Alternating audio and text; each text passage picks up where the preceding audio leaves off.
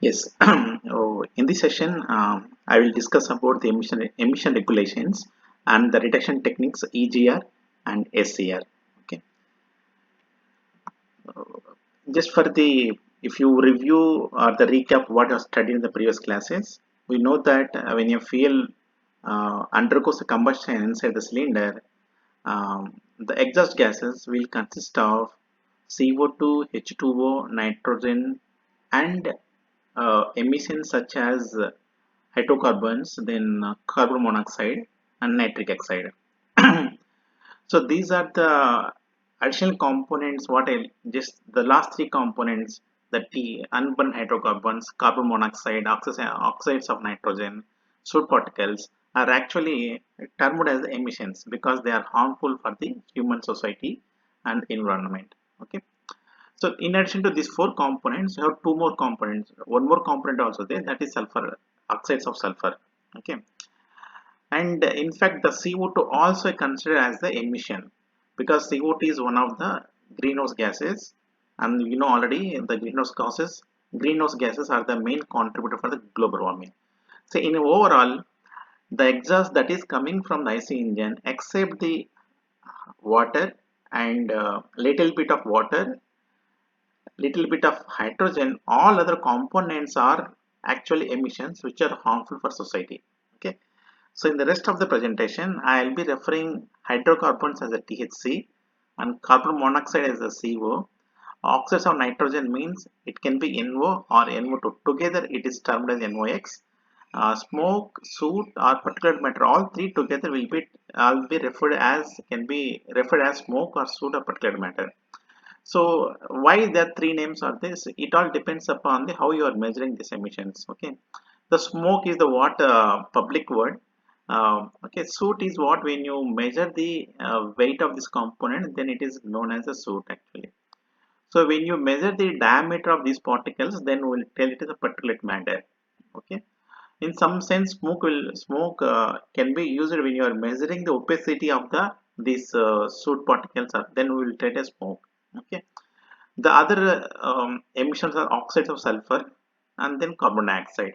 Okay, so if you just recap what you have studied in the SI engine and C engine combustion, we know that the hydrocarbons and carbon monoxide are mostly predominantly coming from the SI engine. Okay, the next two, oxides of nitrogen and smoke or soot particles and oxides of sulfur, are majorly coming from the CA engine. Okay, so these emissions are harmful to the society and contribute to the greenhouse gases. Let us go one by one how they are harmful to the human society and environment. So we'll start from the smoke or soot or particulate matter. Okay, the smoke will causes respiratory problems to the human health. It will affect the visibility and acidification of environment. Okay, what do you mean by respiratory? The smoke actually during the combustion, the carbon will emit as a very small particles actually. The diameter of these particles is so small that our lungs can inhale these carbon particles. So then what will happen? These particles will reside inside your lungs only. So that is it is going to affect your respiratory problems. That's how it is affecting the our human health. Then visibility, how it is going to affect visibility? When you have a lot of concentration of these small particles, right, it will obstruct your vision. That is the one thing. The second thing is that in the winter season, you fog will be there. So this fog will react with the smoke and it will form a layers actually. So these, because of these layers, you cannot see a long distance very clearly. This is what visibility means. So a perfect example is that in this now lockdown period, from the past 40 days, there is no vehicle movement. So from the past 40 days in the entire nation, the emissions that are coming IC engines are literally zero. Okay. Now, if you see the newspaper, they are telling that the Himalayas can be seen from nearly 200 kilometers away. Okay, if you go back for nearly what, 1 month back, you are not able to see the Himalayas from the 200 kilometers. Probably you need to go to a little bit closer, nearly 50 kilometers. So if you want to see Himalayas, suppose if you go to Dharmashala, from the city of Dharmashala, you can see Himalayas. Okay, suppose in this lockdown period, you can see even from Jalandhar also. Same hills you can see from Jalandhar. Okay, so this is the what the meaning of visibility. So when you don't have smoke in the atmosphere, the visibility is very good. You can see the objects clearly from the long distance. So this is the main visibility. Okay, the next is NOx. Okay, and the NOx will give a lot of irritation to the eye and then skin. It will causes even headache also. Okay, it is indirectly it's not indirect, it's directly uh, acidifies the environment and finally leading to the acid rains. Okay, then THC and CO. So when you just in the winter season, you start your bike and you can see the smell of the petrol actually. So that actually is not petrol. It is actually unburned hydrocarbons for carbon monoxide. So that smell is actually you don't feel that much happy with that smell. So the water is very unpleasant to you. So that's the one disadvantage with this one. The second thing is that so it will mixes with air and it will go into your lungs along with the air. So you don't want to have CO go into your lungs actually. Okay. So lungs has to take oxygen and release the CO2. Now when you have CO, what you are doing? So lungs has some more responsibility of sending out CO2 also to the outside. Okay. Then CO2. Okay. So entire fuel that has been burned inside the combustion will be converted into CO2. Okay. The CO2 is the main contributor to the greenhouse gases, which is causing the global warming. Okay. So due to this above harmful effects, the government started implementing emission regulations. So people has over the years, right, people got to understand that the IC engines is actually releasing these emissions. Because of these emissions, there are side effects on the society and on human health.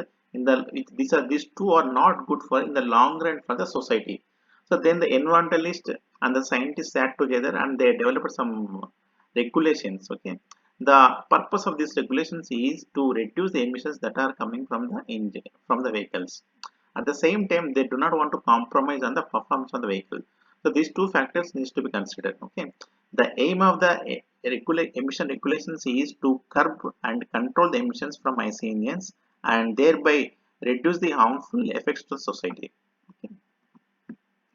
So this chart will tell you when the regulations are started in all the continent, in the main continents. Okay, on the horizontal axis, the year indicates in which year the emission regulations has been started, and the vertical axis will tell you which continental. So we'll focus on only on Europe because in India we don't have our own standards. Okay, we are mostly following the European standards. So we'll focus only on the European standards. Okay. So here if you see that there is a Euro 1, then Euro 2, then Euro 3 and Euro 4, Euro 5A, 5B, 6B. Okay. So all this all actually referring for different emission standards. Okay.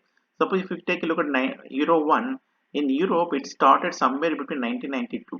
Okay. It was there until 1996. Okay. In this all these years, the European Union have followed Euro 1 standards. Okay. Once they are able to phase out Euro 1, then they migrate to Euro 2. So this started in 1996. It is there up to 2000. Okay. From 2000 to 2005, the regulations are Euro 3. Okay. Likewise, it is slowly migrating, and presently in Europe they are falling for the Euro 6B now. Euro 6D, I think it is. Okay. So in India, we don't have our own emission standards, or most were following the European emission standards. But there is a lag in the time. Suppose that what I mean to say that in Euro 1 in Europe started somewhere in 1992. So in India, we not started emission regulations in 1992. There is a delay, probability is of 5 years. So from 1992 plus 5, 1997, we started Euro 1 standards in India. So there is a delay of nearly 3 to 4 years is there. So the exact number I'm not remembering. So this you can get from the internet. Okay. So remaining stuff, this is for US and this is also US and this is Japan, this is China. Okay. So now what actually this telling? Euro 1 means what? Euro 2 is what? So these are actually telling you that the amount of emissions that are coming from the vehicle uh, has to be reduced in terms of the standards. Suppose when you are going from Euro 1 to Euro 2, the emissions that are coming from the vehicles has to be reduced. Okay. So now we'll take a closer look at this amount. What is this exact amount? Suppose for Euro 1, what is this amount? For Euro 2, what is this amount? Okay. So I have the list here. So this I got from my friends in my friends. So this is for Euro 5 standards. So I am discussing about Euro 5 standards. Okay. So I am listing here THC and NOx and then CO and PM. Okay, and this is the unit and this is the standards Euro 5A. Okay, suppose first we'll discuss about Euro 5A, then rest of things will be clear for you. Okay, for Euro 5A, the THC should be 100 milligrams per kilometer. That means that if you take any vehicle, when you run this vehicle for 1 kilometer, the total amount of THC should not exceed 100 mg. Okay, suppose if exceeding, what will happen? It cannot exceed. If you are exceeding, then the government will not give permission for you to sell your vehicles, then you are dead person. Okay, you cannot sell, so you have to close your unit. Okay, there is no way that you cannot meet this regulation, so you have to design your engine so that at the vehicle outlet these emissions are falling below within these limits. Okay, now you go for the NOx. NOx reading saying that 60 mg per kilometer. So per kilometer, the total amount of NOx that are coming from the vehicle should not exceed 60 mg. And similarly for CO, it is 1000 mg. And particulate matter, it is for 5 mg. Okay. So now there's some columns are there here: PCM, LCV, N1, CL1, LCV, N1, CL2. So these are not actually there in our syllabus, but just I will explain here. The PC may be referring for passenger cars. M will be referring for the what is the weight of the vehicle. LCV means light commercial vehicles. Okay. N1 is the driving cycle, and CL1 also referring for a cycle. Okay. So the emission standards will be different for different category of the vehicles. Okay. So you cannot expect to have the same emission standards for SUVs and small cars. Okay. So these emission standards has to be different. When you are taking for the similarly the emission standard for two-wheeler will be different and four-wheeler will be different. So this chart is telling about the four-wheeler. Okay, and similarly the passenger car segment has the different emission standards compared for the commercial vehicles like trucks and mini lorries. So the emission standards will be different, and similarly emission standards for the tractors also will be different. So these are all there is lot of extensive studies went and lot of rationals has been there, and finally they will come for these decisions. Okay, so overall the number of the small cars is more in this world, and then comes for the commercial vehicles, then come for the agricultural equipment like tractors and construction equipment vehicles. Okay, so so our aim is to reduce the emission, so the emission regulation has to be very strict for the units that are there more large number. So the passenger cars will have a lot of emission regulations, and these emissions regulations will be slightly relaxed when you come for the tractors and small commercial vehicles. Okay, so in India, emission regulations are referred as the bar stage. Okay, so in European Union it is referred as 01, and in USA they are referred as Tier 4, Tier 2, Tier 3 like that. In India they are referred as bar stage. So 1, 2, 3, 4, and 6. Okay, so these are progressively implemented. So first they started the BS1, then they went for BS2, then when they went for BS3. So as I said earlier, we are following the European standards. So the emission limits of BS1 is closely same as that of European Union 1, Euro 1. Similar BS2 is same as that of Euro 2, and so on. Okay. So when it comes to our after BS4, the government decided to move directly from the BS6. So we are skipping BS5 means the BS5 is equivalent is Euro 5. Okay, in Europe, from Euro 4 they went for Euro 5, then they went for BS Euro 6. But in India we are not going like that. So from BS4 we are directly migrating to BS6. Okay. Now earlier whatever I said that there is a lag in the time implementation of 4 to 5 years. So that is not there from the BS6 onwards. So we are almost all at par with the European Union from BS6 onwards. Okay. So in India, the BS6 was supposed to be start from April 2020 onwards, but because of the lockdown, this may get extension actually. Exact scenario I present I don't know, but if there was no lockdown by this time, the India would have implemented BS6 actually. Okay. So now I am giving homework for you. So you please find out what are the emission limits for the BS1 and BS2 for the passenger cars as well as the two-wheelers. So this you can get from the internet. Okay, I think this is there in our syllabus. Actually, I don't have a textbook of your reference book. I tried to get from the internet. I did not get that one. So that's why I'm putting this table. So when the college reopens, right, you please check this one. So in that Ganesh textbook, he has given for the emission limits for BS1, BS2, and BS3 for the passenger cars as well as the for the two wheelers. Okay.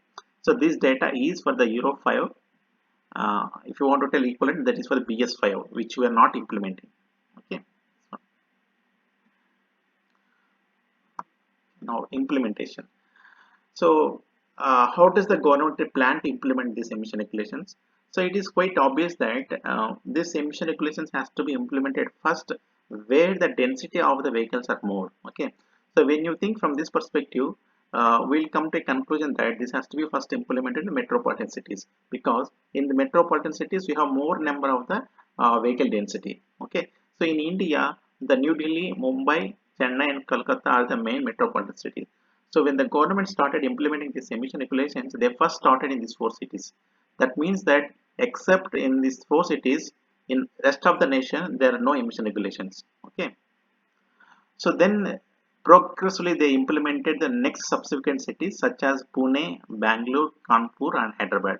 So in terms of the vehicle density, these things will come next to the first four major cities after these four major cities. Okay, then they extended this regulation to the rural areas also. So it is a well planned activity. So first they implemented in the metropolitan, then they went for subsequent cities, then they went for subsequent areas. And also have to remember that there is a time lag between this implementation. That means that, so we started first with the BS1 in the New Delhi, Mumbai, Chennai, Calcutta. Suppose that it was there for 2 3 years, then the government went for the BS2. Okay, at the same time, in the next tier 2 cities, the government implemented for the BS1. Okay, so when the BS2 is going in the metropolitan cities, in the other cities it is going for BS1. Okay, after 2 3 years, the metropolitan cities migrate to BS3, and the Pune Bangalore cities migrate to BS2, and whereas the rural areas went for the BS1. So this cycle is continued until BS4. Okay, so BS4 was there. um, Base were first implemented here, then they implemented in these cities, then they implemented for the rural areas. Now this cycle they are not following for the BS6. When it comes for BS6, from April 2020 onwards, the entire country it was supposed to be BS6. It was something like that actually. Okay.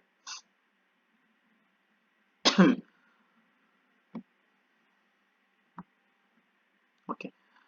So now the homework is I am giving one more homework. So it is I think it is this also given in the V Ganesh textbook, or you can find it from the internet also. So you please find out in which years BS1, BS2, BS3, BS4 regulations are implemented in metropolitan cities and the normal cities and rural areas.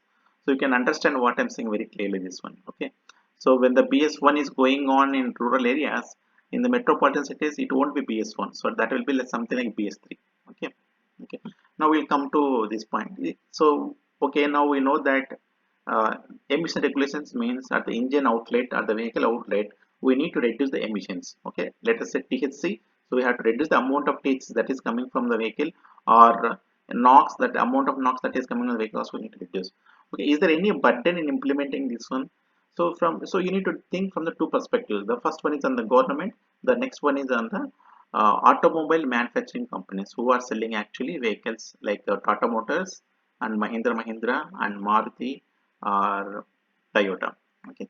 So when you look from the government side, so the government has to develop the necessary infrastructure actually.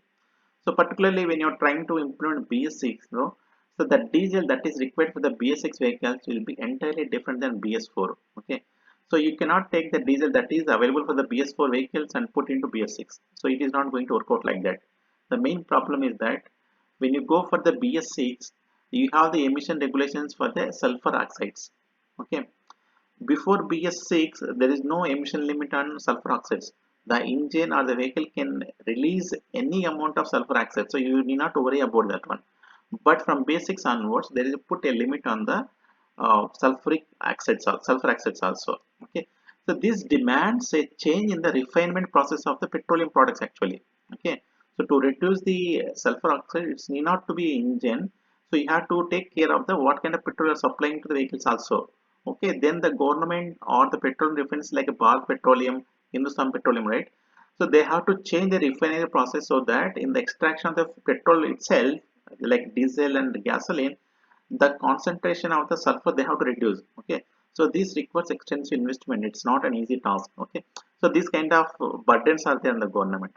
The next point is testing labs and then the certification process. So now how can you test that this vehicle is giving only 100 mg of THC when it is run for 1 kilometer? How can you make guarantee that one? So now government has to develop all these techniques of the measurement. Okay, so that's the responsibility of the government. Okay, so it will go through the extensive investment in making these laboratories working and then making the procedures, standardizing procedures. Okay, so this standardization of the procedure, everything will be taken care by the Automotive Research Association of India. So this lab is there in Pune. It is a government body which take care of all these emission regulations. Suppose that Tata Motors want to sell this vehicle of Tiago. Suppose we will consider Tiago vehicle. They want to sell them. So they cannot release this vehicle to the market until the company will get certificate from the government through this agency ARAI. Okay, it's one of the agency. There are many other agencies are there. So this is one of the agency. So this testing lab of the government approved one. So when you test in those laboratories, they will give one certificate. Okay, and this certificate you have to show to the government. Then they will give permission for you to sell these vehicles outside the to sell the market actually. So that means that you have to take this vehicle. Suppose Tata Motors is there, so they have to take this Tata Motors Tiago vehicle to any government lab, and the government will the testing agency will test these emissions like THC, NOx, PM, and they will measure how much emissions are coming, and if it is falling within limits, then issue one certificate. So this certificate they have to show the government authorities, which subsequently they are allowed to sell these vehicles in the market. Okay. So this is about the government. Now coming for the automobile manufacturing companies. So uh, in the industry or the common newspapers, these companies will be referred as OEMs. Okay, original equipment manufacturing. Okay, so so they want to segregate these companies from the suppliers. Okay, so if you take the Tata Motors, they are the one who making the vehicles. Okay, there could be many suppliers to them. So OEM stands for these kind of companies like Tata Motors, Mahindra, and Toyota, like that. Okay, the other companies, all other companies will be termed as a suppliers. Okay, okay, the OEMs has to develop their technology, or they need to upgrade this technology when you are migrating from the from BS1 to BS3 or BS3 to BS6, and similarly from Euro 1 to Euro 2 and Euro 2 to Euro 4 and Euro 6. Okay, so these upgrades in the technology or the design technology comes through very expensive, so it requires a lot of investment. Okay, so when you the company puts a lot of investment, it indirectly says that the vehicle cost will be going to be increasing. So the cost should be taken care, or it will be burdened to the customers actually. Okay, suppose if you take from the BS4 to BS6, okay, when you want to develop a vehicle and you are migrating that vehicle from the BS4 emission standards to BS6 emission standards, the cost of the vehicle nearly increases from 1.5 to 2 lakhs. So it's 1.5 to 2 lakhs. So this is mostly for the SUV vehicles like Innova kind of categories. Okay, so suppose if you are taking small commercial vehicles, this may not be up to 2 lakhs. So this number is mostly for the four wheelers, uh, passenger car segment, for the high end cars like Innova, that kind of categories. Okay, not for the small cars. Okay. If you go for the small cars, it may not be up to 2 lakhs. The maximum limit could be 1.5 lakhs, something like that. Okay. So why the cost is increasing? So so there are many technologies they have to incorporate in engine. So these technologies can be divided into two categories. The one is in cylinder techniques. The second one is after treatment techniques. Okay, in cylinder means, so we are trying to control the emissions inside the cylinder during the combustion. So these techniques are known as in cylinder. Okay, so now how can you differentiate to which point it is inside cylinder? If you look at the engine, so engine will start from the air filter, then you have the intake pipe, then you have the intake valve, then it will come to the cylinder, then you have the exhaust valve, then you have the manifold, then you have the tail pipe, then it is going like this. The in cylinder will be referring for you whatever you are doing before the exhaust valve. So if you have any technique, any component we are adding that is before gas leaving exhaust valve means, then we'll tell it as the in cylinder technique. Okay. The emissions that you are measuring after the exhaust valve actually known as the engine out emissions. Okay, so there is a lot of difference between the engine out emissions and the tailpipe emissions. When I say that engine out emissions, we are measuring the emissions exactly exactly at the outlet of or the downstream of the exhaust valve. Okay, so when I say the tailpipe emissions, it is after the vehicle.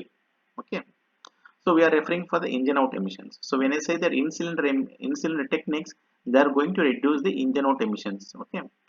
The examples are swivel combustion chambers and higher injection pressures, CRDA, common rail direct injection, ECU based engines, multi-hole fuel injectors, variable valve timing engines, and exhaust gas recirculations and turbocharging. So these are the many techniques that are developed. So these techniques are developed to reduce the emissions as well as the increasing the efficiency. Okay. So if you see this variable valve timing, it's mostly developed for the gasoline engines. If you take the Maruti Desire, right? So on this vehicle, they'll be rating VVT. So that VVT is referring for this technology. So variable valve timing. So it is basically changes the valve timing depending upon your requirement. Okay. Suppose if you are working on the 2000 RPM, the valve timings will be different. When you are running the vehicle at 4000 RPM, valve timings will be different. The change in valve timings will improve your efficiency and reduce the emissions. Okay. The next in our syllabus we are having exhaust gas recirculation. Okay, this we'll discuss now. Okay, the exhaust gas recirculation, it's although it is reducing the emissions, it will come at the expense of increase in fuel consumption. Okay, so it increases the fuel consumption. Okay, one thing, the remaining all techniques, right, they will improve the efficiency. That means it will all other techniques other than easier will increase its thermal efficiency. Okay, so the efficiency improvement means CO2 emissions will be lower. How it is going to be there? See, this means that when you are having better efficiency, what it means, so you are burning less amount of fuel for the same power output. That means that when you travel 1 kilometer, if there is a more higher efficiency vehicle is there, so that vehicle will take lesser amount of fuel. So when you are burning lesser amount of fuel means in the exhaust also CO2 should be lower, right? So in that way, when you are improving the efficiency, the CO2 emissions will be coming lower. Okay.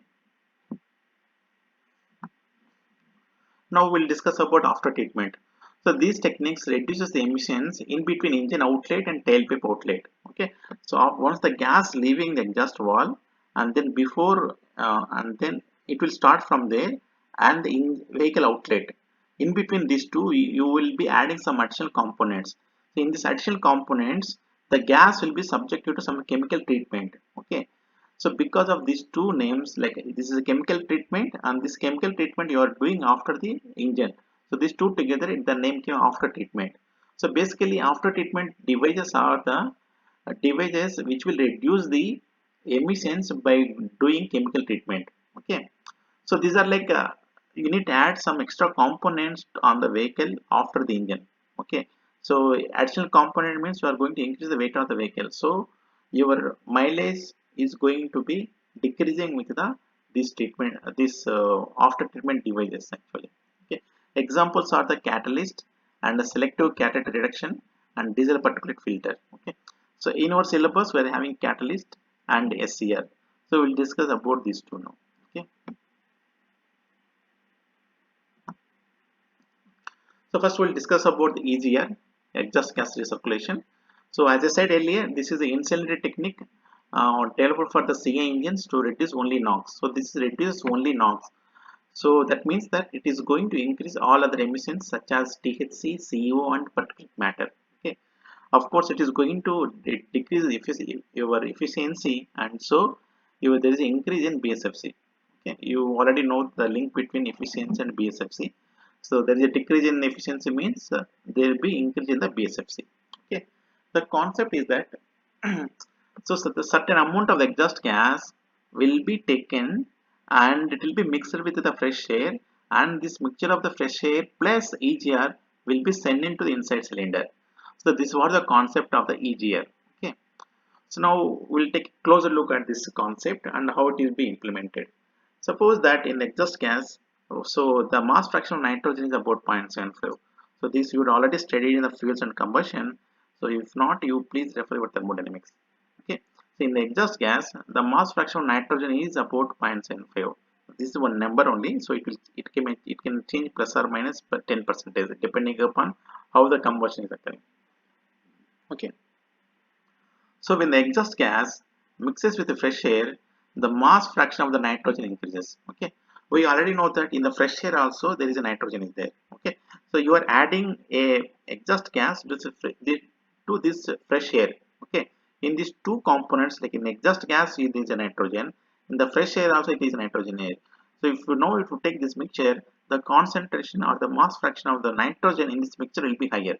Okay.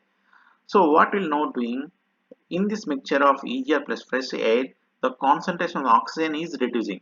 So this is what you are actually doing. So by increasing the concentration of nitrogen, you are actually decreasing the concentration of oxygen. So when you decrease the concentration of oxygen, the combustion will get slower. Okay. So this we already discussed in the diesel combustion. So when you have the less amount of oxygen, what will happen to the combustion? The combustion will get slower. Okay. So when the combustion will get slower, the temperatures inside the combustion chamber will be lower. Okay. The temperatures inside the combustion chamber will be lower. So when your temperatures are lower, the exchange reactions that are majorly responsible for the nitric oxide formation will not get activated, or they will get slower. Okay. So when you have the lower temperature in the combustion chamber, the exchange reactions that are responsible for the formation of the nitric oxide components will get slower, or they may not proceed at very fast rate. So the net effect is that the amount of nitrogen oxide that will be formed will be lower. Okay. So that is the one main thing. So that is the one link through which this concept is reducing the NOx emission. The second concept is that we know that the Cp of the nitrogen is higher than the Cp of the uh, fresh air. Okay. The Cp of the nitrogen is higher than the that of air. So now when you mix the exhaust gas, so when you mix the exhaust gas with the fresh air, the Cp of the mixture of the EGR plus the fresh air will be higher. Okay. So you have two cases. In one case you are sending only fresh air, and in other case we have the mixture of the fresh air plus exhaust gases. The Cp of the mixture of the fresh air plus exhaust gases is higher. Okay. Now what is the Cp? You know what is the meaning of Cp? The Cp is defined as the amount of energy that is required to increase 1 degree Kelvin of the gas. Okay.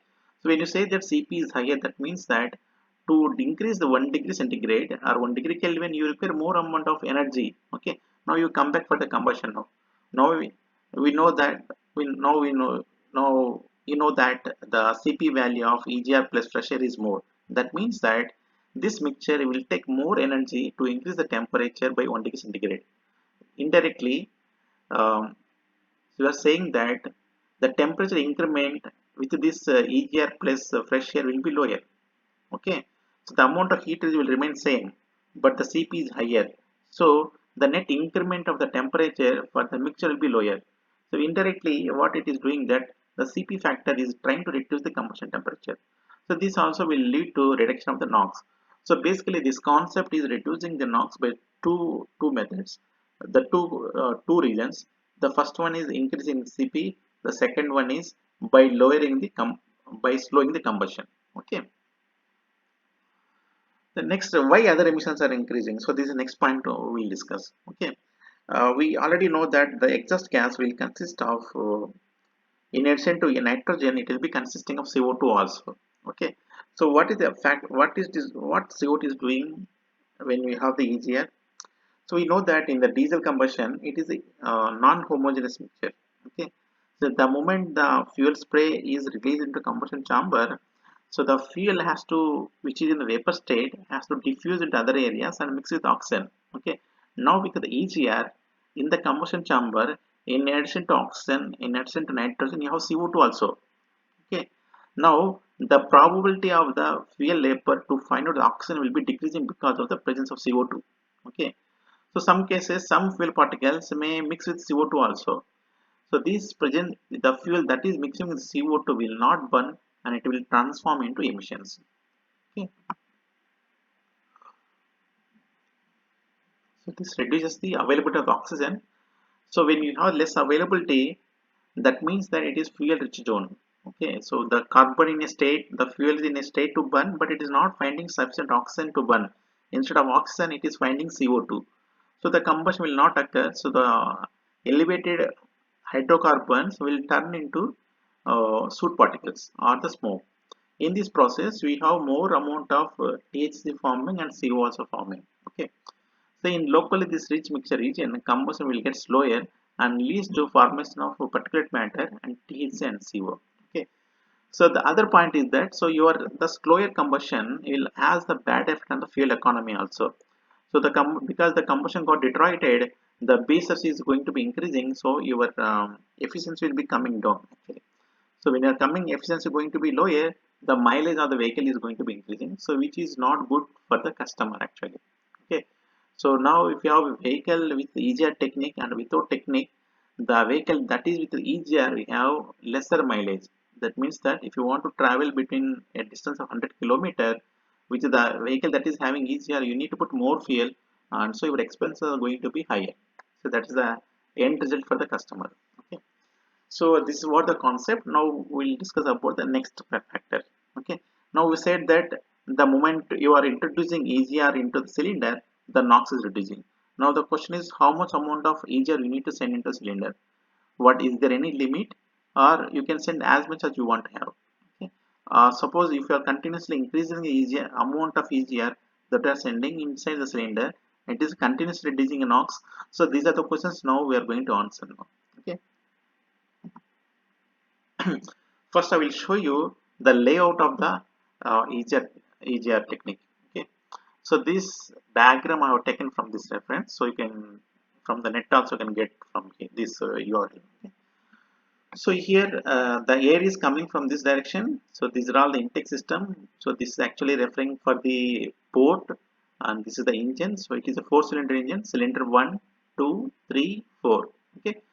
So after the combustion is over, it's going for the manifold, and then it is going to the tailpipe. Okay. So here you will put one more pipe and take the sample of the exhaust gases, some amount of exhaust gases, and take through the piping system and mix here. Okay. Now this mixture will be going into the inside the cylinder. So this is what EGR concept. Okay. So this is the line diagram. The actual diagram is shown here. So I will explain here. Okay. So this is the air is coming from here. Okay, so this is a turbocharged engine, so you are having compressor. So from the compressor the pressure you are increasing and then going, it is a cooler. The compressed air is getting cooled here, then it is coming and turning here. So at the turning point you have the EGR coming here. So you look from where it is coming. So now this is the engine. So this is the intake valve and this is the exhaust valve. From the exhaust valve, the exhaust gas is going, and the sub branch is here. So through the sub branch, you are taking EGR. Okay. So this exhaust is coming here, and this intake here. These two are mixing together, and through this one, it is going to inside the cylinder. Okay, some amount of gas you are taking, exhaust gas you are taking. The remaining is going to the tailpipe again. Okay. So here we have the EGR valve to control the flow rate here. Okay. So this valve will control how much amount of EGR you need to take here. Okay. So this is EGR cooler. That means that the exhaust gas is you are not directly sending for the mixing. You are cooling the exhaust gas, then you are sending. Okay. So, these are not there in syllabus. What is the point you need to note here is that uh, the line diagram how it is being implemented in the engine. So this is what you need to understand from this diagram. So these two are same. So this only line diagram, it shows it is a better picture with all subsequent components. So remaining all what are seeing, right? Exhaust valve pressure sensor, this manifold pressure sensor, this sensor. You'll be having a lot of other sensors. These are all required to control this EGR valve. Okay. So all together it will add to the cost to the vehicle. That is why when I said that it is increasing from 1.5 to 2 lakhs means all this cost is coming from this EGR cooler, then this extra pipes, then the sensors, right? Here also one EGR cooler is there. All these components all together will come to that range. Okay. So this is a concept now. Okay. Now again I'm asking the same question, how much need to be mixed with the fresh air for the best reduction in the NOx, and the next question is how to quantify EGF flow rate. So this we'll discuss now. So these two plots are explaining about that one. Okay, the first one is this I have taken from a reference textbook Ganeshan. Okay, that's why I'm not given any reference here. So on the x-axis, I am putting the amount of the dilute in the intake. That means the dilution means technically this mixing is not the dilution. The dilution means, you know, right? You take any dilution. Okay, we'll leave that one. Okay. So when you add some amount of EGR to the intake, then it is known as a dilution. Okay. On the y-axis, it is the mole fraction of the NOx in the exhaust gases. Okay. So it's a laboratory experiment. They tried the different gases. So they directly not taken. So they tried the different gases actually. So first they tried the CO2. Okay. So in C. So if you go back to this diagram, so this is the line diagram. So when you want to take CO2 means, so there won't be any separate line like this. So since it is being a laboratory, so you purchase a cylinder, a gas cylinder of CO2 only, and from the cylinder you send directly to the air at this location. So there will be one connecting from the cylinder to this location. So the CO2 is directly coming from the cylinder to the intake pipe. It mixes and goes here. So these all the pipes are not required. Okay, it's only laboratory experiment, so you can do that one. Okay, and similarly they tried with the N2 and then helium, then argon. Okay, so instead of CO2 cylinder, you take the N2 cylinder, you take helium cylinder, you take argon cylinder, and send all these gases. Okay, this one. Okay, now we'll take a look how it is reduced. Okay, so when you're sending 5% of the CO2, when you send 5 so this is a dilute 5% the mole fraction. So when the mole fraction of the CO2 in the intake stream is 5%, then the reduction the mass fraction of the NOx is 0.1. Okay, so when there is no CO2, the NOx percent is 0.2. So with the increase in 5% of the dilution, you are able to reduce the NOx by nearly 50%. So it is a dramatic reduction in the NOx concentration. Okay. So the moment you go for the 7%, probably 7.5, the emissions will reduce further, maybe ending at 0.75 mole fraction. Okay. So that is how the CO2 is reducing. Suppose if you take N2, okay, the reduction is much faster. Okay, with the same 5% of the N2, the reduction in the concentration. Sorry. So the percentage of reduction with the N2 is lesser. So if you take 5% of the CO2 and then 5% of the N2, the N2 is reducing only up to 0.17, whereas CO2 is able to reduce up to 0.1. Okay. The reduction with the N2 is lower, and similarly with the helium and similarly with the argon. Okay. Now you come back for the EGR. Okay. EGR means it is actually that is was there in the vehicle. So this is the diagram. Okay. You are taking gas from the exhaust and sent back to this one. Okay. So with the EGR, right, with the increase in the dilution, the NOx concentration is decreasing. Okay, suppose if you look at 5% of the EGR, so you are able to reduce nearly 0.2. So just to go vertically and see where it is getting intersected. So 0.15. So when you add a dilution of 5% of the EGR, the NOx is reducing from 0.2 to 0.15. So it is very significant. Okay.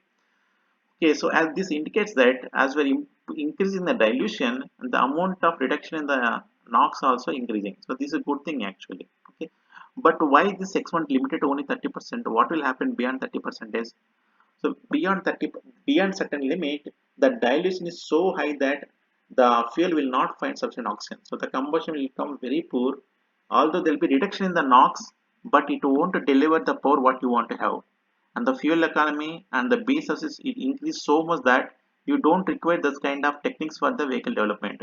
Okay, so beyond 30 also you can go, so there is no process limit on this one, but only that the performance will be deteriorated so much that we don't want this kind of technique. So we always want to have reduction in the emissions without compromise on the vehicle performance. Okay, so when the dilution exceeds more than 30%, the because of the excessive dilution, the performance will go so bad that you don't prefer to purchase that kind of vehicles. So that's why we limited to only 30%. Okay, so why with the increase in dilution the combustion is going so poor? So that is all falls under a very deep understanding of combustion. So that's not there in our syllabus. Okay. So the next we'll see this another plot. This I have taken from this URL. So what is given here is that uh, percentage of the oxygen in the EGR plus fresh air mixture. On the y-axis and left hand side you have the peak temperature, and the right hand side you have the NOx in the ppm level. Okay, so how you will get this number? We know that if you take only fresh air, the percentage of oxygen in the fresh air is 23 percentage. So we are having here.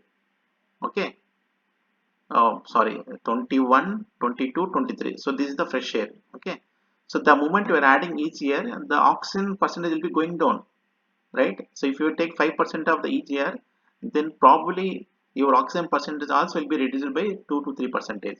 Okay, the amount you are adding the each year, we are moving in the left hand direction. Okay, so 23 is what fresh air. So the moment you are incorporating the each year, we are moving the left hand direction. Okay, so now we move in the left hand direction. Suppose you are coming from 20 to 20, 23 to 20, what is happening to the temperature? So when you have 23 of the oxygen mass fraction, the peak temperature is nearly 2250. Okay. The moment you came for 20 percentage, the temperature came for the 2150. So the peak flame temperature has been reduced by nearly 100 degrees, 1000 Kelvin, not 1000, 100 Kelvin. Okay, and look for the NOx ppm. Okay, so at 23, the NOx ppm is nearly 700, 600, 700, it's close to 750. When you come for the 20% reduction, 5500. Okay, so there is nearly 250 ppm reductions in the NOx when you reduce the temperature by nearly 100 degrees centigrade or 100 Kelvin. So this 100 Kelvin also coming because of the reduction in oxygen percentage from the 23 to nearly 20. So this shows that even the small amount of dilution, nearly 5%, will have a lot of impact. Now, if you make the slope of this one like dy by dx, it will tell us that a small limit, probably you will get the most reduction in the NOx when you have the dilution within the limits of 0 to 15 percentage. So beyond, right, the reduction in the NOx, you compare the reduction in the NOx and then the reduction in the BSFC, sorry, increase in the BSFC, they don't correlate each other.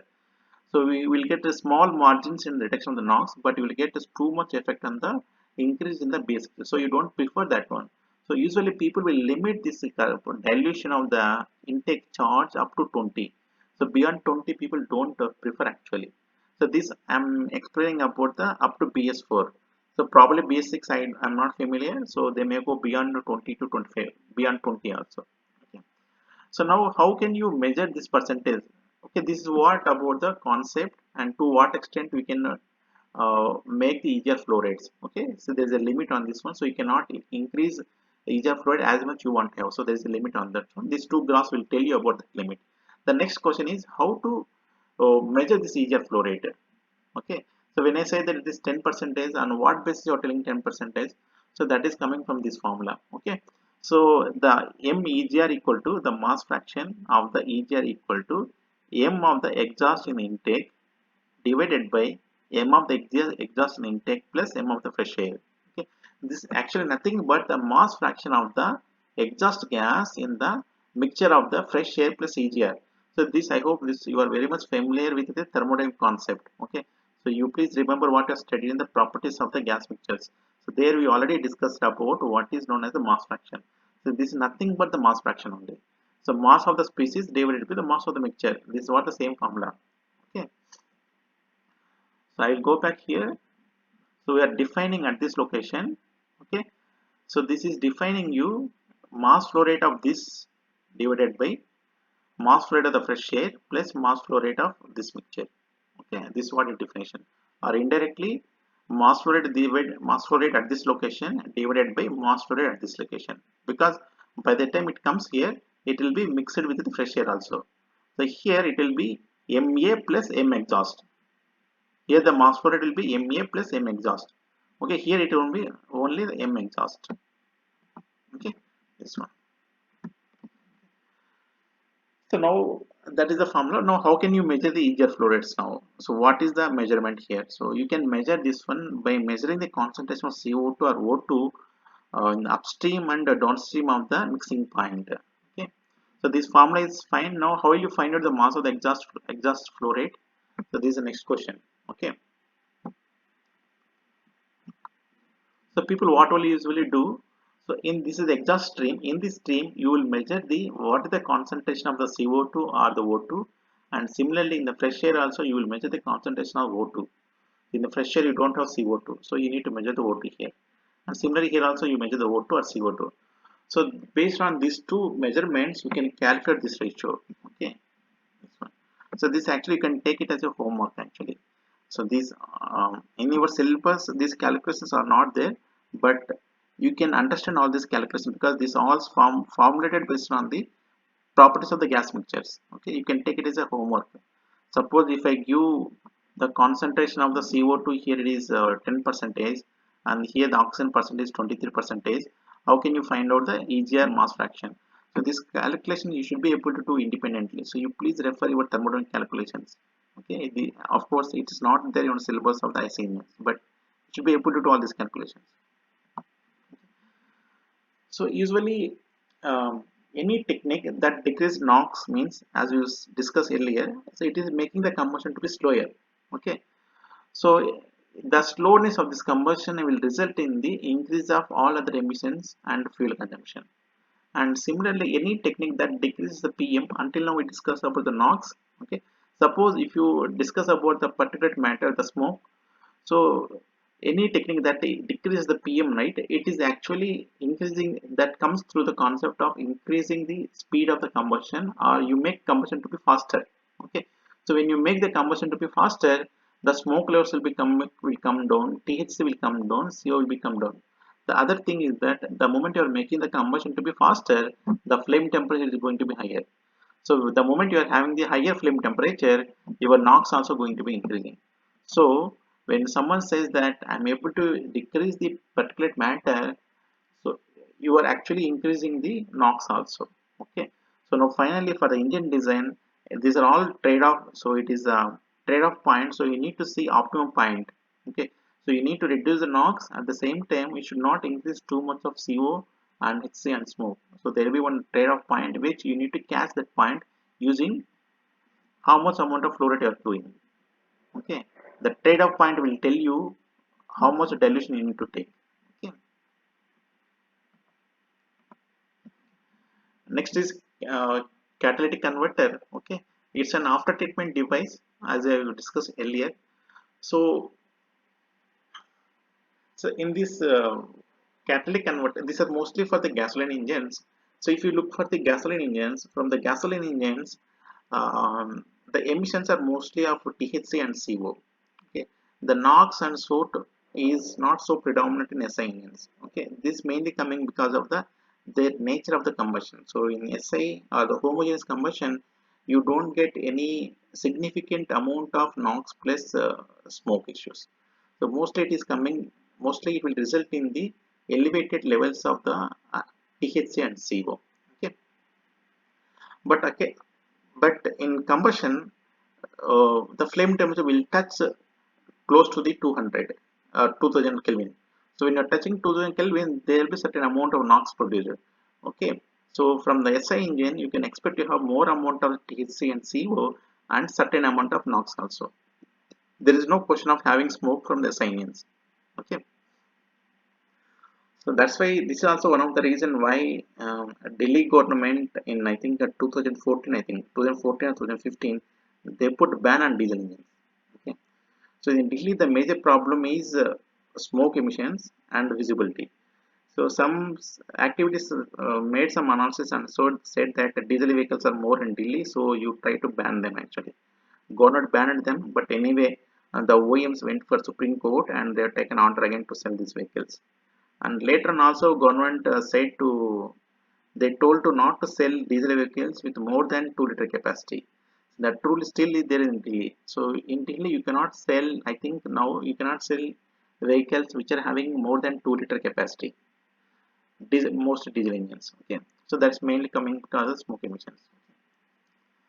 So when you come for SI engines, so these three are the main important factors: the THC, CO, NOx. Okay, so in these three together, you can reduce in only one component, that is a catalytic converter. Since you are reducing 3, so it is known as a three-way catalytic converter. Okay. So what does the catalyst will do? So this is the basic definition of what is studied in plus 2. The catalyst, right, it accelerates the chemical reactions by lowering the activation energy. So in this CC, I'm telling CC means catalytic converter, the concept of the catalyst still remains same. So it will accelerate the chemical reaction by lowering activation energy. So what kind of catalyst we are using? So it is palladium and platinum. So these are actually rare earth elements. So the cost of this getting this component is extremely high. So that's why it will add to the total cost of the vehicle. So these are palladium and platinum. Okay. So this is going to reduce CO, HC and NOx. Okay.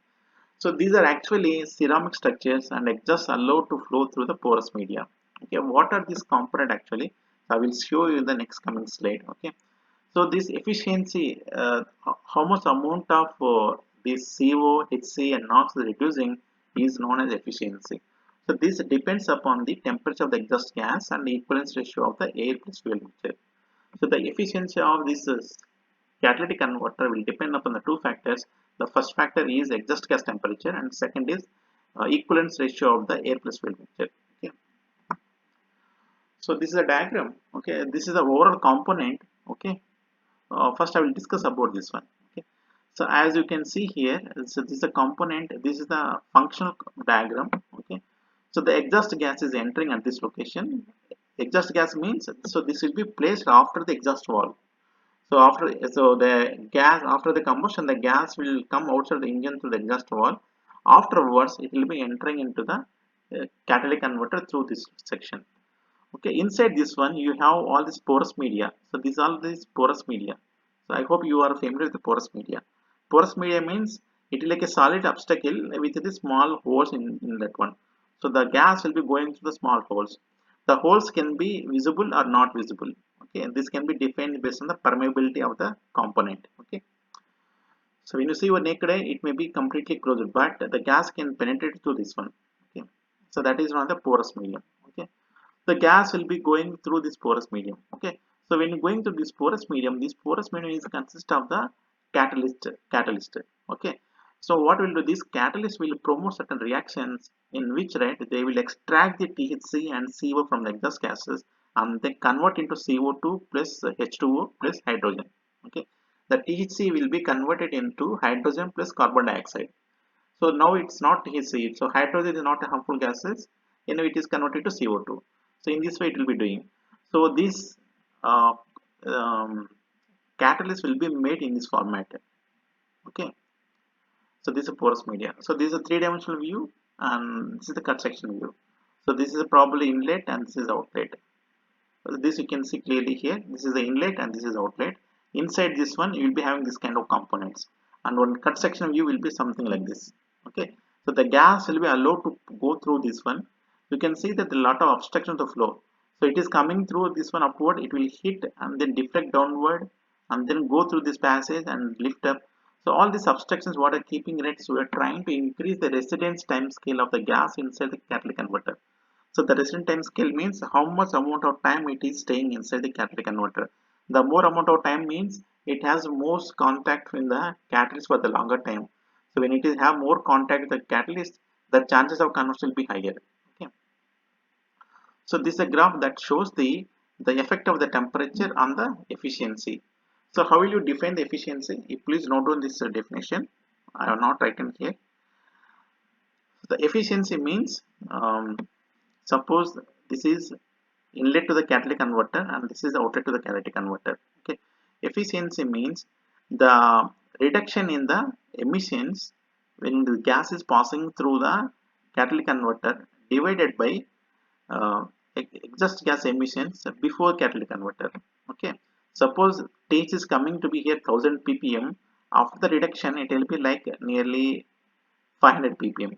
Then efficiency could be 100,000 minus 500 divided by 1000. So that is what the meaning of the efficiency. Okay. Okay. Now that efficiency I plotted here with respect to the temperature. Okay. As you can, this is for the three emissions.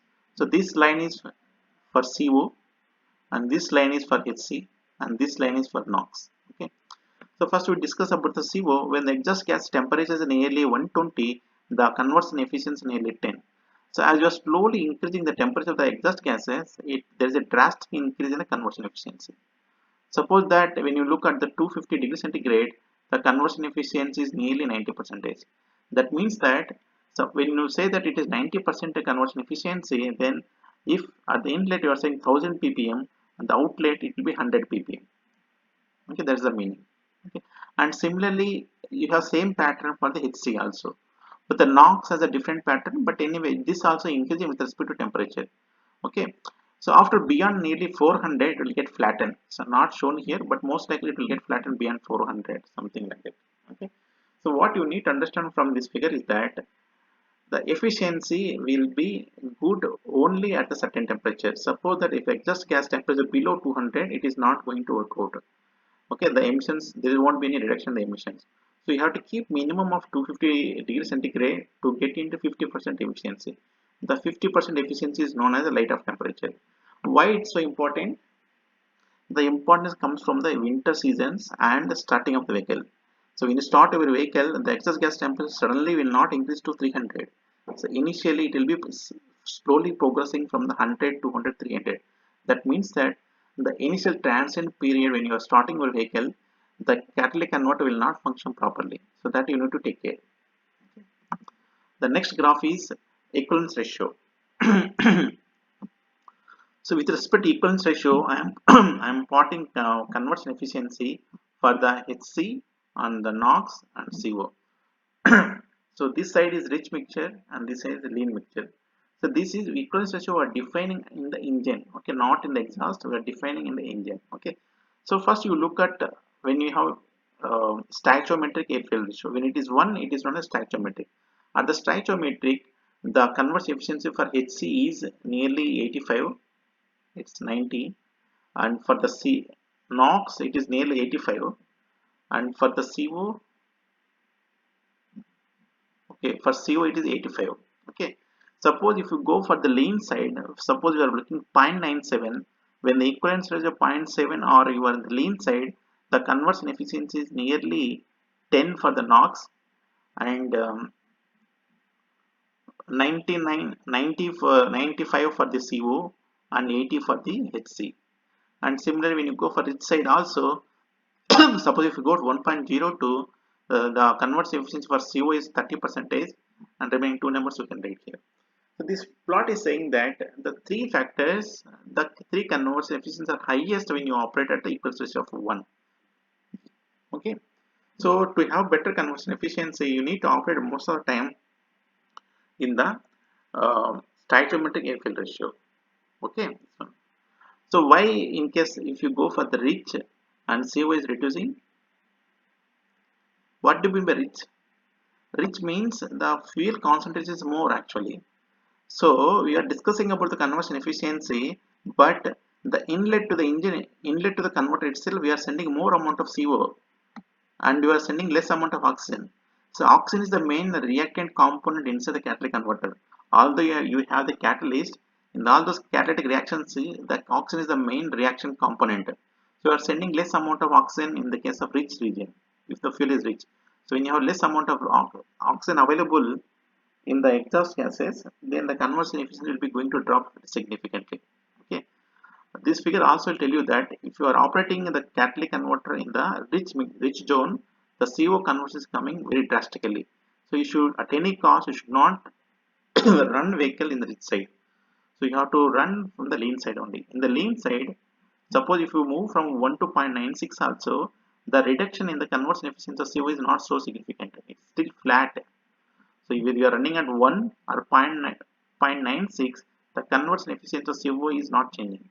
And similar for HC also. So you have problems only when you come to this side. Okay. But whereas for NOx, the moment you are running lean, the drastically it is reducing. So three are best close to stoichiometric air fuel, so equivalent to 1. Okay. So basically these two slides are telling that to have better functionality of a catalytic converter or to have better efficiency of a catalytic converter, you need to operate engine very close to stoichiometric air fuel ratio and exhaust gas temperature should be close to 250 degrees centigrade. Okay. So if you are not operating engine within these limits, your efficiency is going to went to down. Okay, so I will stop this lecture at this point. Okay.